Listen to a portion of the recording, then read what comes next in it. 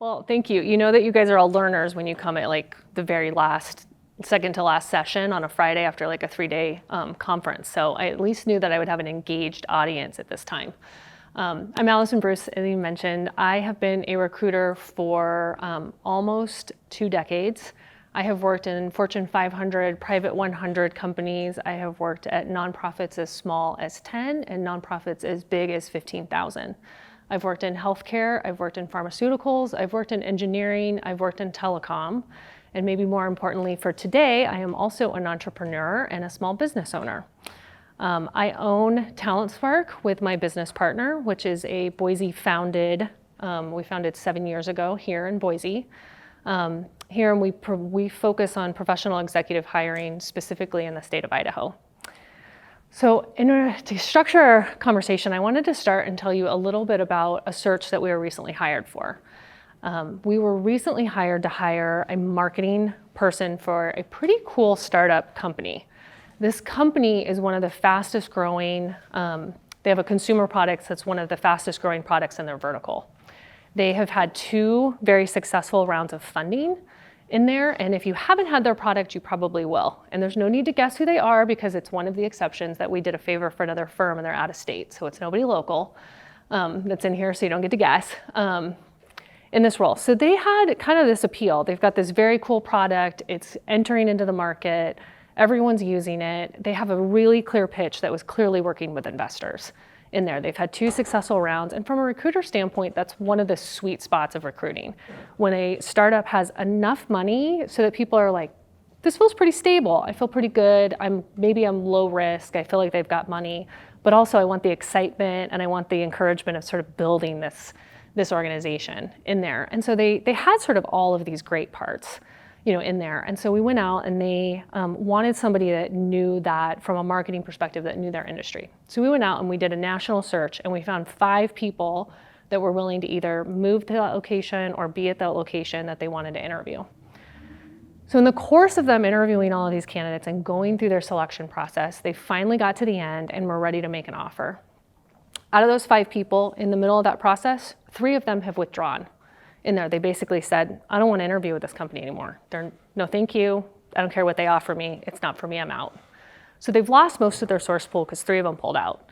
Then they go to finally offer the person that they did. And they were like, nah, this isn't the place for me. In there, I'm going to turn it down. I'm going to stay. I've got this other offer. And they took this other offer. They didn't feel strongly enough on the last person. So in the end, after this whole hiring process, even though they had a good plan, they've got 5 candidates, which in this market is a lot, they weren't successful and they had to start all over. So I want to talk a little bit about what do we think maybe would have happened in this recruitment process that you guys can avoid in your hiring practice. The main big picture macro of what they probably missed is what's going on in the market.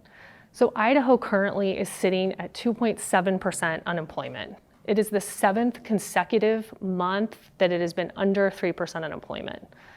What does this kind of mean? One, it's low. So everyone's like, okay, it's low. What does that really mean though in there? So when we think about unprecedented demand, the other part that we had is that we had a lot of growth happen after COVID and in the middle of COVID.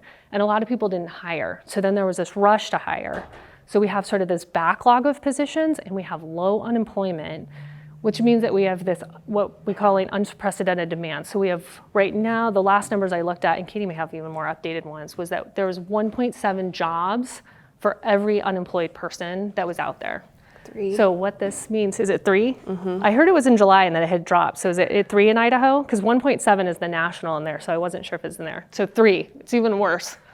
So what they didn't maybe pay attention to is it's what we call a candidate market. So when I say candidate market, I want you to think of it like the housing market. You guys have probably heard of things like it's buyer, it's market, it's a seller's market. And what that means is who has the leverage in this market, who's in control, and who's driving the practice. And right now it's the candidates. And I don't care what's going on with the economy, we're having a little bit of a shift, but we're going to talk about what we have here. And because it's so low in the unemployment and because we have such a big gap of this 3 jobs for every 1 person in employment, we have a lot of catching up to do and the economy to slow down before we're in much more of a balanced market. So while we may see more of a balanced market coming, we're not there. So what does that sort of look like? You have to change your recruiting practices from what it is. And if you've read any of these business books, a lot of them were written when we had a pretty balanced market. In here, where we didn't have sort of this heavy control on the candidate side. So one place I always want to start is compensation. So maybe this company didn't have great comp. That's always the place to start. Their comp wasn't great, but it was within range in there. And that's mostly what we see. You can really still be effective in your compensation by just being kind of in that range. But I do want to talk about from an Idaho perspective of what compensation matters as you think about your comp practices.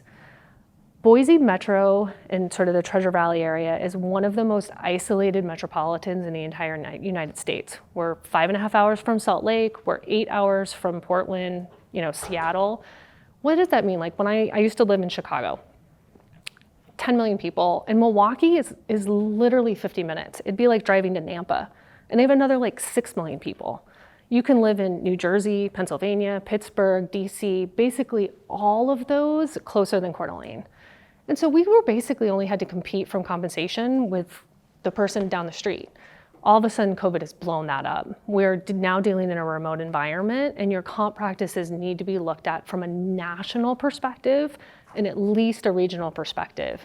You are no longer in competition with just the person down the street. You are in competition with everybody. You're in competition with a New York company, an Atlanta company, anywhere you can think of. So you've got to look at those practices. So going back to the housing model, it's very similar to the same thing. If you pulled up your house a year ago and you looked at that value, it's off. Same thing with your comp. This is the fastest changing compensation time that I've ever seen move. If you have not pulled compensation numbers on where your hires are, do it again. And probably every 6 months. This is a really fast moving economy. I don't know if we're always going to need to do that, but the speed of which things are moving probably justifies sort of a 6-month review of where your comp practices are. The other thing I always encourage from a small business, like if you're one of those and you don't have a huge, workflow, it's different than when I talk to, larger executives. But there's a lot of ways to incentivize people and from the compensation perspective outside of just their base comp. That's going to be the easy answer. But look at other things. Are there bonuses? Are there Christmas bonuses? Are there gas cards? Are there food cards? Are there other ways that you can take the pressure off from a financial perspective off people and make that appealing? I think there's a lot of different compensation plans, so kind of consider those, as you go through everything. In there, so I'm gonna look at some of my notes in here. So one of the things that that I think about a lot as we look into this kind of housing model is think about it the same way that you would go into a recruitment. So if you know that in the last year, it has definitely been a seller's market. They've had all the control, they can kind of post things in. And if you're trying to buy a place, you're in this high competition thing. You would never go in there without getting yourself pre-approved.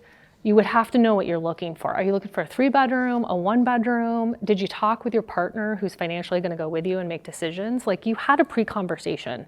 Like you don't go in there and you're like, oh, my wife wanted 8 bedrooms and I wanted 2. Like you've had that conversation about what you want, what neighborhoods are, what you can, negotiate on. Maybe you get a cheaper house, but you're okay with a contractor, or maybe you're not. You have to do the same thing with recruiting. You cannot go into your recruitment and not know what you're doing. And I would say the biggest thing that went wrong in this recruitment with this startup is they had no plan. They had no plan for how to get these candidates through that. They would do an interview, and then they were like, I think we need to bring them in and have some more people. And they would have some internal discussions, and it would take them 2 weeks, and then they would bring them back in. And then they'd be like, I think Bob needs to also talk with them over in finance. And so they would bring them in again. And they were like, you know what, we missed Sandy over in operations. We're gonna bring them in again in here. And after the course of like 3 or 4, the candidates didn't know what to expect. The candidates were lost in the process. They were confused. And they had this sort of attitude, if you will, of like, we're so great, we have this cool product, investors love us, you should love us. And they didn't really sell the candidate on anything. This idea that companies want to come to you, you have to have a strong pitch. It's the same thing as like, if you have a pitch to go to an investor, you should have a clear and defined pitch about what you offer to an employee. And it's gonna sound different. What I do, like when I am pitching my services, there'll be some overlap of what it looks like to work with us, but it has a different feel for how you're talking to different people in that space. So know what your employment brand is and be consistent about your employment brand. Talk about your employment brand. Be clear about your employment brand. What differentiates you from that? And they don't have to be super complicated things, like what is the feel? I'm gonna pick a little bit on the word fun. The number of times that I see like fun culture in a job description, like what does that mean? Like tell me what fun is. Does that mean like ping pong tables? Like what is fun? Like my version of fun may not be your version of fun. Like tell me what it is. And you see that with some of these companies, and I'm gonna pick on Simplot because we can literally see them out here. They have a really clear employment brand. They are humble, they are hardworking, and they are a stable company. And that's where you go in that space. You will work a lot. They will respect you, they will pay you in there, and you have to have low ego. If that doesn't work for you, and you're like, I really want to move very quick, they're like, probably not in there. And we tell that story by telling the story of J.R. Simplot in there. Does anyone know sort of how the contract between McDonald's and J.R. Simplot happened? In there, they met and they shook hands. And he said, I'll make all the potatoes for McDonald's. And he was like, great. And they shook hands and that was that. There was no paper, there were no attorneys, there was no legal, there was nothing. And they operated like that for like literally 60 years.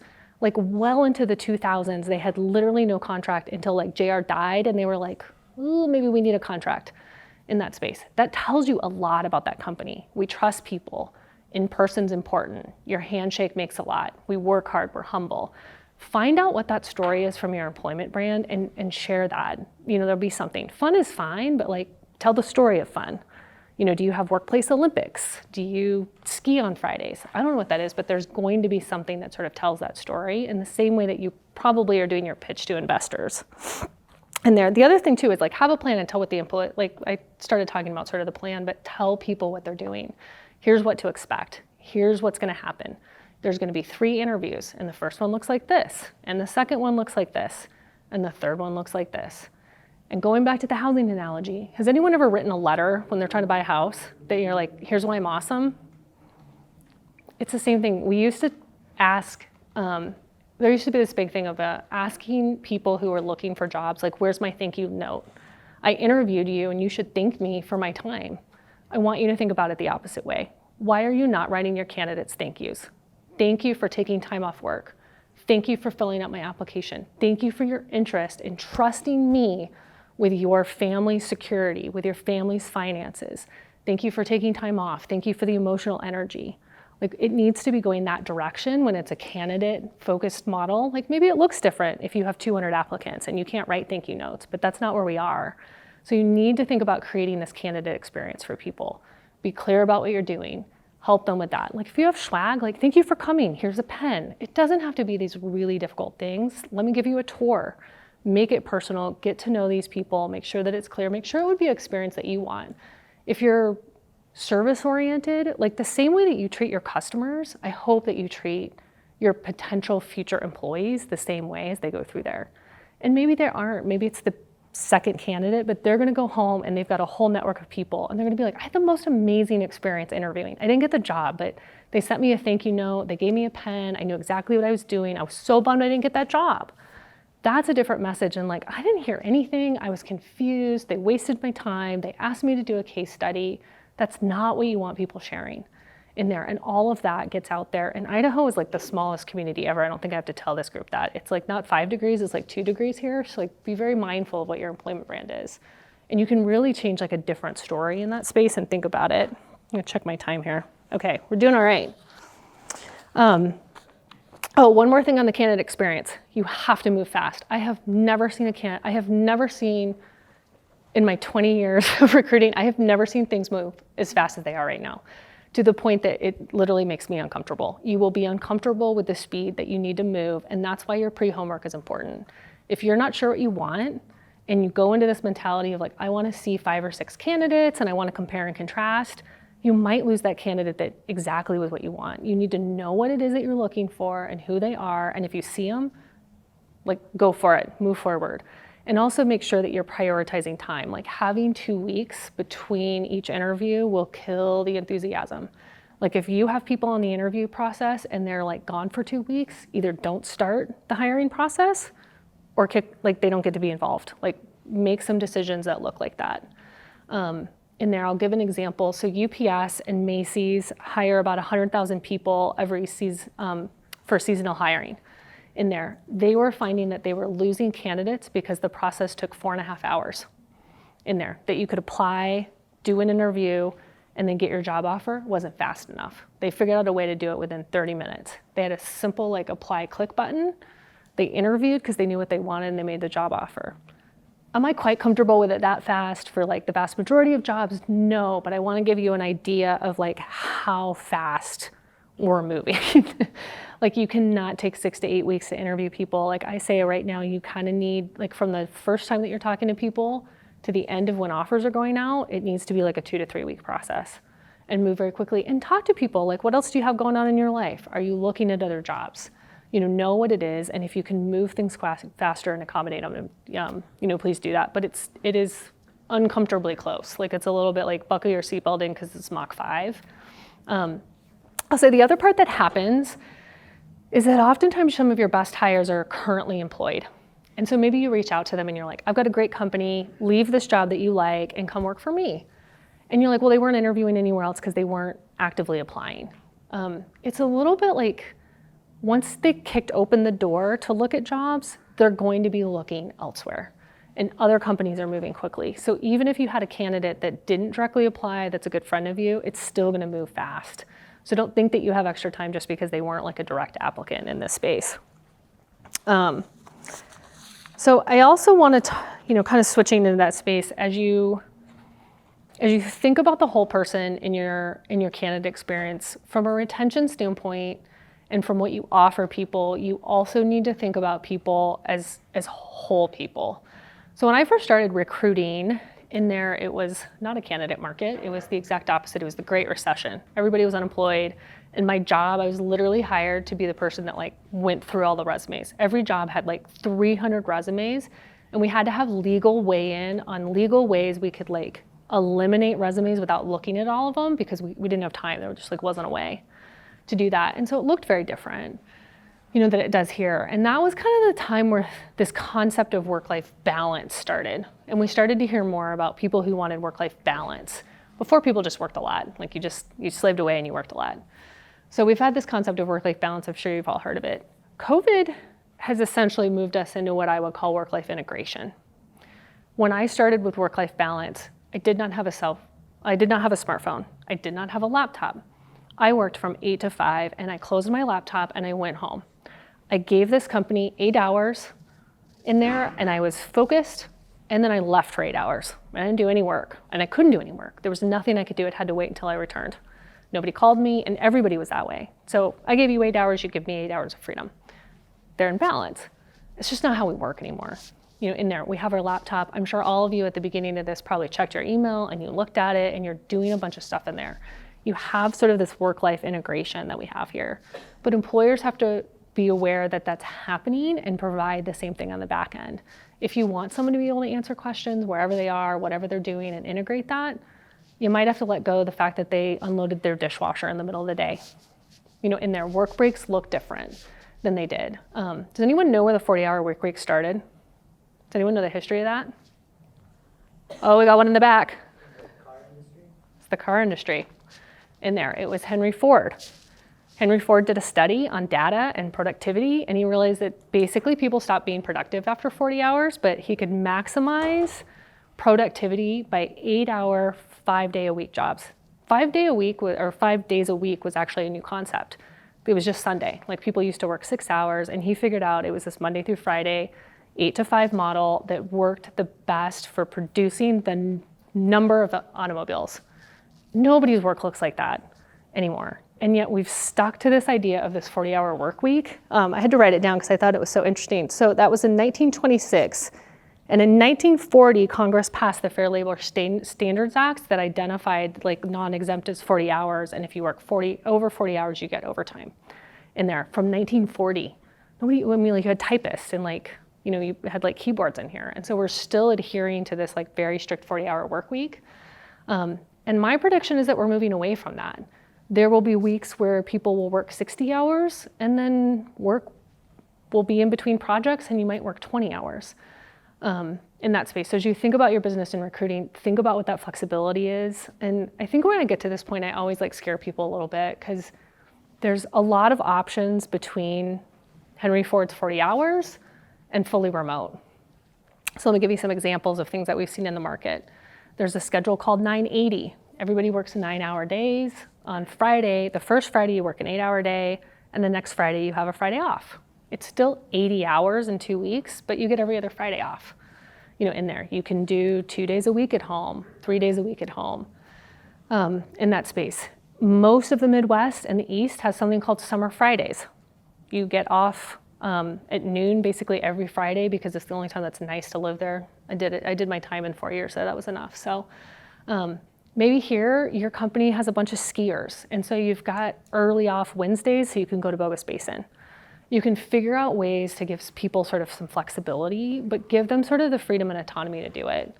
We have a lot of stories of like how we founded Talent Spark, but I'll tell you that one of them is that I no longer wanted to sneak out of work ever again. The example that I use is literally my hair appointment. My hairstylist works Monday through Friday, 8 to 5. And I would be like, I gotta have furniture delivered. Like, oh, my kid's got a thing. I've got a doctor's appointment. I'm like, I just needed my haircut. And like, I know that seems minimal, but I'm like, it's important for me. It makes me feel better. Like, that's my value, in that space. And right now, the thing that's most important to me, I have school-age kids. It's so important to me that I can drop my kids off at school myself, and they do not start until 9. I do not start work most of the days until 9:15. It's so late. I can't imagine that I would work that late. But I work later in the evening, or I figure out other time to make it work. That makes me feel valued. It makes me feel like a good mom. I get to work. Like, my kids cry. They cry when I drop them off at before school care. They would cry. I was stressed out. I hated it. It was awful. And I would get to work and I was like, I'm a bad mom. And I was late to work anyways. And like, the first hour was sort of just this like pouting. And it's like, well, now I get there and I'm productive and I feel good about everything. So it's like, get to know what your employees have in there and like what's important to them. So kind of running up on sort of a little bit of the end of this, but trying to think if there's anything else that I want to talk about. Those are some of the big things that we see. Oh, one other schedule flexibility that I think is really interesting, and I've seen a couple of Idaho companies do that. They do full shutdown weeks. I'm too nervous to do this as a business owner, but if you can figure out how to do it, like, I think this is a cool concept. The whole company shuts down. You can take your own vacation and you don't come back. Like, who's ever dreaded taking vacation because you come back to 500 emails? This is a way that you can take vacation and there's not 500 emails because nobody was there. You've seen companies locally, like Balsam Brands does this, and then you've got companies as big as like REI, even Nike has done some shutdowns in that space, and just everybody goes home for the week in there. I've also seen like company trips, like they will pay you to go take a trip. They will take a trip as a company. But look at sort of what are those things that you can offer in there that give you sort of a differentiator in this market, because those are kind of the things that people look for, and it doesn't have to be sort of an all or nothing on the schedule. There's a lot of sort of in between that you can play with. So I will end with telling a story of a different recruitment with marketing. In there, they were also hiring a marketing company right after we did this one. Comp was the same. They were in range, wasn't great, but they were like in the range in that space, but not the highest compensation that we see in the market. And they had the same number of interviews as that other company. They had 4 interviews. And I literally told them, like, please don't do this, it's too many. And they were like, that's our process, we do 4. We're very structured about it. And I said, okay, I think it's a risk. They did those 4 interviews and they told the candidates it was going to be 4 interviews, and they did 4 interviews in 2 weeks. And the moment that they got done, they had an offer. That person like left that room, and an hour later, their CEO called them and said, thank you so much for your time, here's your offer. They had it ready to go. They knew where it was. They didn't drag it out. They didn't do it. And this product is not at all as cool as the other product.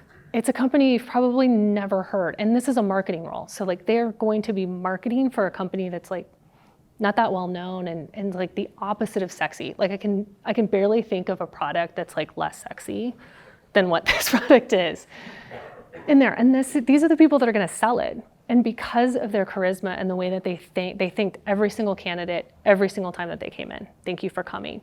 We appreciated it. They said, where do you want to work? And we said, we have offices in Nampa and Boise, you pick.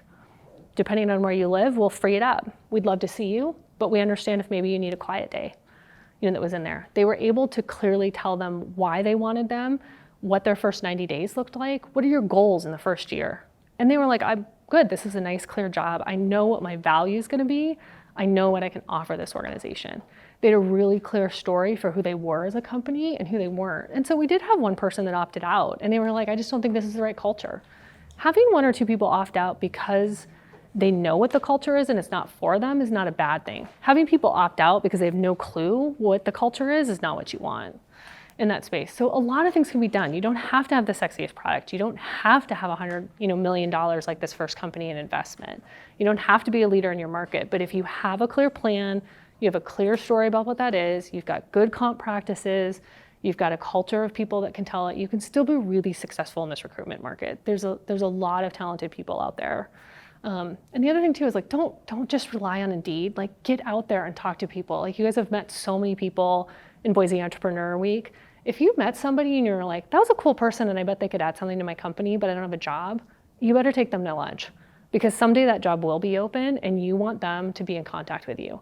Stalk those people that you like. We had one recruiter that I literally stalked for 2 years. I would call every 6 months and I'd be like, hey, how's it going? How about now? And he'd be like, not now. And I said, great, let's do lunch in 6 months. And he was like, not now. And I'm like, great, I'll see you in 6 months and we'll go out to coffee. He finally called me one day and he's like, I think it's now. And I was like, great. I didn't have a job. I didn't have work for him. I'm a small business. He was like my 7th employee, in there. And I was like, I'm sure that this person has so much value to bring my organization. He's so good. If he's willing to jump on board, the business will come. And it did, in there. I took a little bit of a hit for a couple months and then the business was there. He was able to get it, focus in that space. So be mindful of sort of like having a plan and get out there and talk with people. I assure you that like 4 coffees and a lunch is way cheaper than having to use me. It's also way cheaper than Indeed, and you will get better people. I'm here if you need me, but like do that first. And then if you get stuck, you can call me. But like do all those best practices and then call us if you need us in there. Well, I'm gonna turn my time over to Caty here, and then we might have a little bit of time for Q&A. So thanks guys for letting me blab at you. If anyone has any specific questions for Allison before I don't know if you wanna have a few in that space. Feel free to more at the end. do that while I transition. How does this apply the same way to maybe not executives, like in the $18 to $25, maybe hourly, maybe part-time? Move faster. The lower you pay, the faster you move. You can, if you're gonna pay someone $200,000, you can probably spend 6-7 weeks. They'll go through it a little bit more. They can go, I could point my finger at anyone that's hiring in that salary range. You've got to move fast. The lower the salary, the faster you move. That's in that. And I think the same thing. And I still think like the more you can do just to make them like feel really good about the process, even if it's a form, like create a form email, like on a Google Simple thing or your applicant tracking system, and like BCC everybody and just be like, thanks for your time. Like do things that are sort of easy that are in there. And think about what you have to offer at that level that somebody else doesn't, in there. What's different? Why would someone want to work? Let's say it's $15 an hour and you're picking between McDonald's, Amazon, and your company. What type of person attracts that, and have that story really clear in there, because the person that doesn't want that will go to Amazon, and that's okay, they weren't gonna stay. But if you have something that's really, clear about who you are and what you offer, you'll get the right people in there. Thank you. Yeah. So one other hand, then I'll turn it over. If not, we can do stuff at the end. Okay. Thanks. Sorry. Yeah. Trying to form a question in my brain here. I always hate that. But, terrible on it. So I was recruiting an individual recently. They were looking at another firm, an engineering firm. Yeah. And I think what it came down to was we had higher expectations of him to bring in work because we're a smaller firm. And we're like, well, you're going to have to carry your weight, in a couple of months here. But we try to be as transparent as possible. Yep. But can you speak a little bit to like how salesy should you be? Is there ethics in hiring? Like, yeah, I think be a good fit, but I didn't want to oversell him on things. But. Yeah, and I think some of it is you want to be honest about that, in the sense that if he's really uncomfortable selling, you're probably not going to end up with the right hire, in there. And you would rather that outcome than sort of finding that out, in 6 months or so. On the other hand, be really upfront about like how, hey, I know this is new. We did this with a recruiter. She never sold, and we were like, you have to sell. We're like a tiny company. when she first joined. And she was like, I've never sold anything. And I was like, cool, we'll get you sales training. We'll do this, we'll do that. We'll push you along the way. We'll make sure that the first year you don't have any sales commission, because that felt too heavy with her, in there. And so it was like, we tried to work with her to be like, could you be open to this? And here's how we could support you. So I think it's both sides. And if you're like, here's all the ways we could support you, and they're still like, I don't want to, it wasn't the right fit. I think a realistic job preview is important, because if they don't know what they're getting into and they're surprised by it, you'll lose them very quickly in there. And not all turnover is bad. I think there's this idea that like, if I hire bad, it's the worst. We have hired bad. I have literally interviewed probably 20,000 people in my career, like 20,000 people, and I have still made a bad hire in my firm. It didn't work out, and we cut loose very quickly. There are options in there, like, is that what you really want? Like, it's not ideal, but like, you don't try to get, like, it's kind of that great to good, like perfection can get in the way of that, in that space. So it's in that space. But I always think that a realistic job preview is important in there. I'll sneak over. Great. So, yeah. Oh, thank you. So I'm Caty Solace, and I'm currently the Chief Communications and Operations Officer for the Workforce Development Council. Although just this week it was announced that I'm going to become the Executive Director for the STEM Action Center in early December. So I'm very excited about that. So as mentioned earlier, our unemployment rate, about 2.8%, the last numbers that just came out. I'm going to approach this from a little bit of a different angle. I want us to look at, where are the workers? I think that's one of the questions that we need to be asking ourselves when we get this low. So labor force participation is about 62.7% in Idaho. That's down from 64% at the start of the pandemic, okay? So we lost about 30,000 workers in the pandemic, and in Idaho, that's a big deal. So participation rates are different when you look at different demographics, right? And for 25 to 54, it's about 81.3%. But if you look at 16 to 24-year-olds, it's only 67.4%. So we've got some work to do, because those are folks that could start getting jobs, and we can raise that participation rate up. One of the things that means that we have to do is we have to be very engaged with our youth. And let's go a little bit further than that. There's another few groups that we should be paying attention to. So those living in poverty have 45.9% participation rate, 10.9% unemployment rate. So another place where you might be able to do some outreach to try and find some really qualified workers, or those that you could build up with some of the tools that I'm going to share with you later in this presentation. People with disabilities, 47.9% labor force participation rate, 7.3% unemployment rate. So again, there's these pockets of people that sometimes we just don't think about, where some outreach efforts could help us to find those perfect employees. Veterans, another great place to look, and formerly incarcerated. We don't actually have numbers on that, but we know that it's high. Another thing I'd love for you all to think about as you're thinking about who you're looking to hire. I pulled some data. I have really good access to data, I'm so lucky. But I pulled some data about job postings in the past year in Idaho. And we had a lot, let's just say that. But the vast majority, so there's 80,000 that posted a minimum requirement of a bachelor's degree, okay? These are postings, they could be duplicates, but 80,000 over the past year that said minimum qualification of a bachelor's degree. 57,000 say high school or vocational training. One of the things that I would ask you to do as you're looking at making these job postings is really think about what is actually the minimum requirement that you need for this job? Is it a bachelor degree? Would there be some sort of life experience that you would accept in lieu of that? Because that can be a gate that might be keeping you from hiring or finding your dream employee.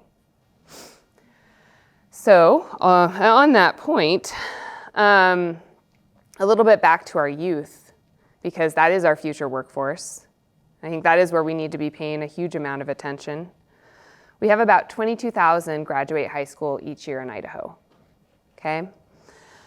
42% in 2021 went on to some sort of traditional post-secondary experience. That leaves 58% that don't, right? And they're looking for something to do. They're looking for on-the-job training, they're looking for workforce training, they might be looking for apprenticeships, or they might be hiding in their parents' basements, right? And that's what we don't want them to do. We want them to find the opportunities that can bring them out and at least get them started. So, on a more practical note, the Idaho Workforce Development Council, we really operate in this space where we're trying to connect Idahoans with in-demand jobs, with employment opportunities that'll help them live better lives. And we're also trying to help employers find skilled talent. So that's where our little nexus is. And our programs all kind of exist in that area. So yes, stats, do these things, but we have programs that can help you do the things. And I'm guessing there's probably some way to get some information out to the group at a later date as far as links and titles and those types of things. We could figure that out. Thank you. Okay, so one of our initiatives is called Idaho Talent Pipeline Management. And this is one that has just been started this year. And it is completely designed around putting the employer at the center of solving their pipeline issues. So a lot of times it starts with education, or it starts with, oh, we have all these students that are graduating and they're gonna become French majors. This starts with an industry focus usually, and they get around the table. So you and your friends and your competitors get around a table and you really honestly go through this 7-step methodology that's been created by the U.S. Chamber Foundation, and you talk through what are the stopgaps for us finding talent. It could be that the answer is education. It could be that the answer is outreach. It could be that the answer is perception, that maybe your jobs aren't perceived as good. But it gives you a way to talk about it, and it gives you a way to work on it as a group. So we have started 1, 2, 3, 4, 5, 6, 7, at least 7 cohorts around the state. We awarded contracts to entities around the state. Is everybody here in the Boise, Treasure Valley area? No? Okay, so Treasure Valley area, I have all of the contacts, but if you're interested in becoming a part of one of these cohorts that's gonna sit around a table and solve your pipeline issues, we have now a contractor for each region that is responsible for walking you through that. And email me, whatever, I can get you the information. So again, back to our youth, we have to do outreach. We have to, as employers. If you want to build your future talent pipeline, that has to be a part of your recruiting plan. And we've created some really easy ways for you to do that without you even leaving your office. So one of our programs is called Pathful Connect. And you can sign up for this today. It's at no cost to employers. We have currently 54 schools throughout the state that have signed up and contracted to this service. It allows you to provide virtual sessions to classrooms. So a lot of times, kids only know what their parents do, what their uncles do, what their teachers do, and what their doctors do. This gives you the opportunity to say, hey, this is what I do. And it works two ways.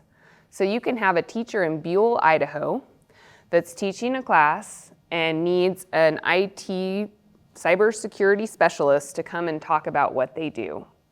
That teacher can post a post up on Pathful Connect and say, this is what I need for my classroom. Pathful Connect will come and find whoever's out there who can do this, and you can give a session to that classroom in Buell. Hey, those are your future employees. You can also, as an employer, create sessions about what you do. And there are thousands of students. So yes, we have a special deal within Idaho where we get special prices for Idaho schools, but this is a nationwide thing.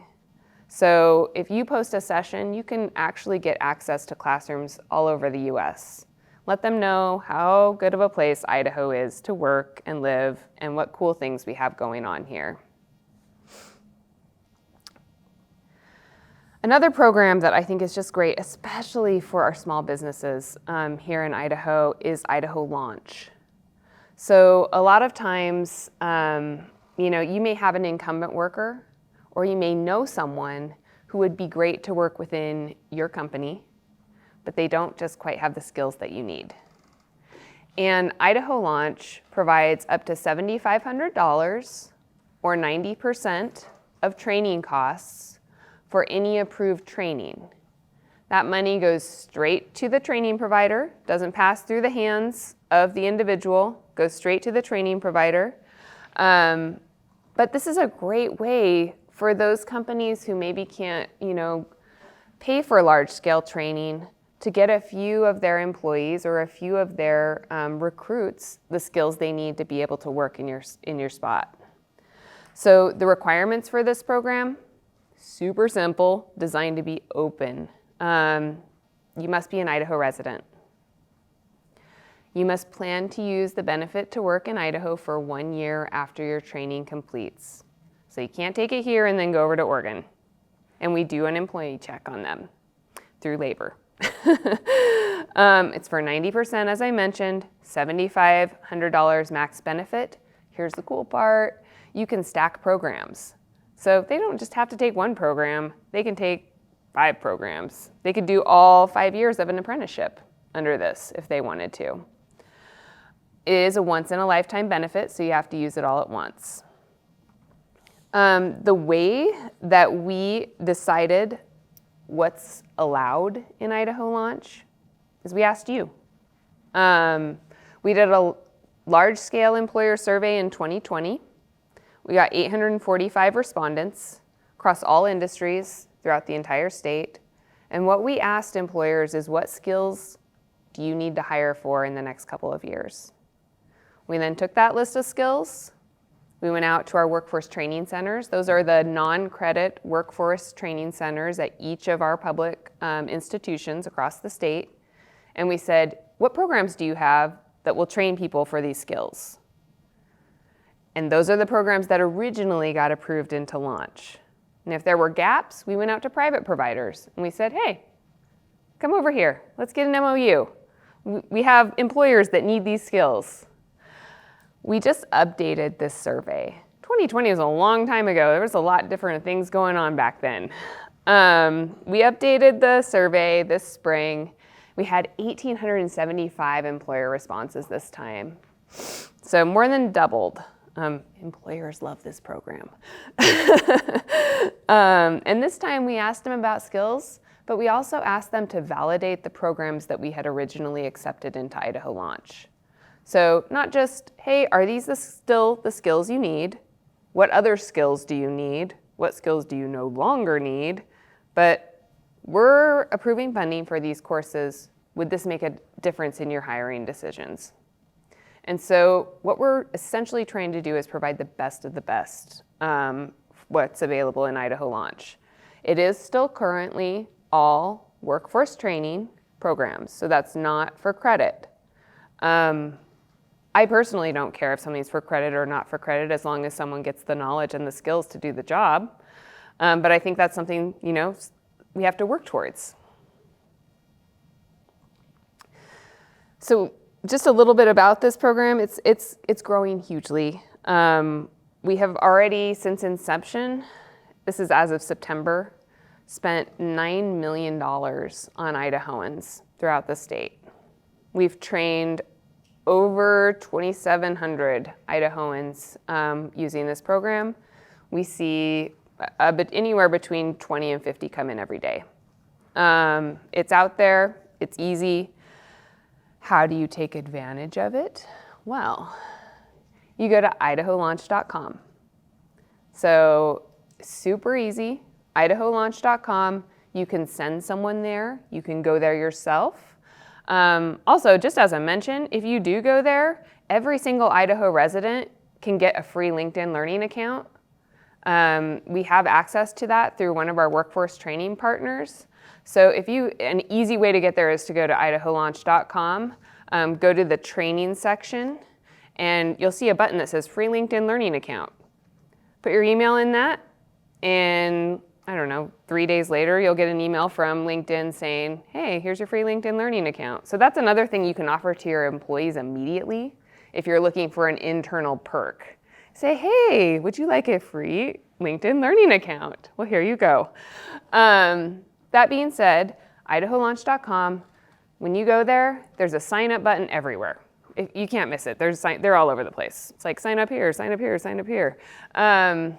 The person doesn't have to necessarily know exactly what course they want to take when they hit that button. All we ask is name, email, and have you been affected by COVID? That's a funding source thing. They fill in that information. Their information is routed directly to a career planner. They have a conversation to make sure that their career plans make sense. If they do, then the career planner helps them with a contract. And they get a voucher and they can start training. The 10%, so 90%, remember, the 10% can come from anywhere. We don't care. It can come from the employer. We have lots of employers that are covering that 10% as a benefit. It can come from WIOA if they qualify for WIOA, Workforce Innovation and Opportunity Act. If they qualify, it can come from anywhere. We don't care. But it's not going to come from us. Still got a little bit of time. So for those of you who are a little bit more ambitious, so Launch is like a mini program for individuals. We do also offer a lot of grant opportunities through the Workforce Development Council. So if you're looking at a larger scale training type scenario, I'll walk you through the different types that we have. So industry sector grant, these are usually our larger grants. These require a few partners. We have to have 3 industry partners that you're working with, and they have to have a similar goal and similar talent development needs, and usually they work with an education partner to help provide those needs. So it's like everybody come together, everybody get this training, everybody wins. Those are actually going to be the majority of the grants that come out of the talent pipeline management process that I talked about earlier. We also have something called an innovation grant. This is my favorite one because it is about big ideas. So, and it can be regionally based, but essentially you have to have a problem and an idea. And you say, okay, I have this workforce problem. I have no idea if this is going to be the way to fix it, but could I start a pilot to try and figure out if I can solve this problem? These are traditionally up to $25,000 per region. So if you were to partner with other regions in the state, it could be, more. If you have a work-based learning component built into your innovation grant, so let's say in an apprenticeship or a co-op program or an internship program, there's actually no limit to how much it can be at this point in time. I doubt that will stay that way forever, but it is now. We also have employer grants. So these are the grants that go directly to one employer. And this is for them to solve a training problem within their own organization. These are starting to be the least likely grants that we're giving, but they still are out there, and you can qualify. It's a maximum of $500,000. or a total of $750,000 over a 10-year period. But this is really to solve like your problem. Like, this is my problem. I'm going to write a proposal. This is the training I need. And would you give me some of your money to help me solve it? And this is how it will help the whole Idaho economy. And then there's outreach project grants, which are mine. No, these are the ones I manage, and they're so much fun. This is all about line of sight. So if, for instance, you did want to do like some sort of outreach campaign about a specific career, about a specific industry, and there's no training involved whatsoever, it's just we figured out the problem is nobody knows that we exist and that we're awesome. Then you could come to the Workforce Development Council with an outreach proposal saying, well, let's tell everybody how awesome this is and how they get involved. We also, this year, are dabbling in what's called child care expansion grants. Yes, yay. We have a lot of, let's just say this, childcare is a workforce issue. And so that's why the Workforce Development Council has been able to take over this program. It's just for the first year. We just had, I believe, our last application set close for that. And we have seen a lot of applicants. So our goal is to, I believe our goal is to have 2,000 new seats in Idaho created, childcare seats created in Idaho through these dollars. So, whoa, that happened at the very end. Those are kind of the programs that we're offering through the Workforce Development Council. I'd be happy to answer any questions you might have, or for Allison as well. Yeah. On the Idaho launch, what is the minimum age and how long do you think that program will be around? Great questions. So technically there is no minimum age, but the parent has to sign the contract and will be financially responsible for that contract if they are below 18. This is probably the favorite program of the council right now. We were able to expand it this last year due to ARPA funding, but it was before that completely funded in the previous year by the Workforce Development Training Fund, which is a fund that replenishes. So my hope is forever. Yeah. For the, what was it, the grant, the training grant? Mm-hmm. What does that entail? So if I need CNC training, Mm-hmm. is that specific to have somebody come in and teach me how to use the CNC machine?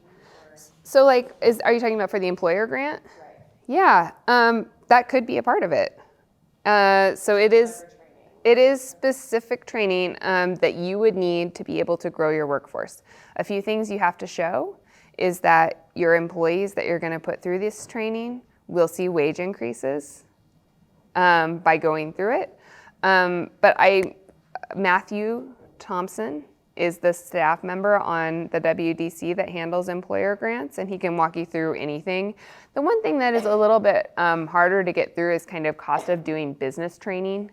So like if you're trying to put some of your OSHA or like those types of things, it usually doesn't go through. Mm-hmm. Anybody else? Yeah. I have a question. So with the outreach project grants, Mm-hmm.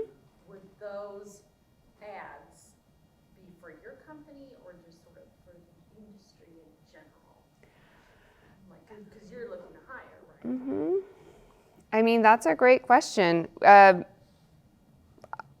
I've never actually had a company come to me and say, like, could this be for hiring for us? But I don't know. Let's talk. I think the committee would just thinking about the committee, I think they'd probably be more likely to support something that was a collaboration. But I'm not sure that there's anything in policy that would prevent it.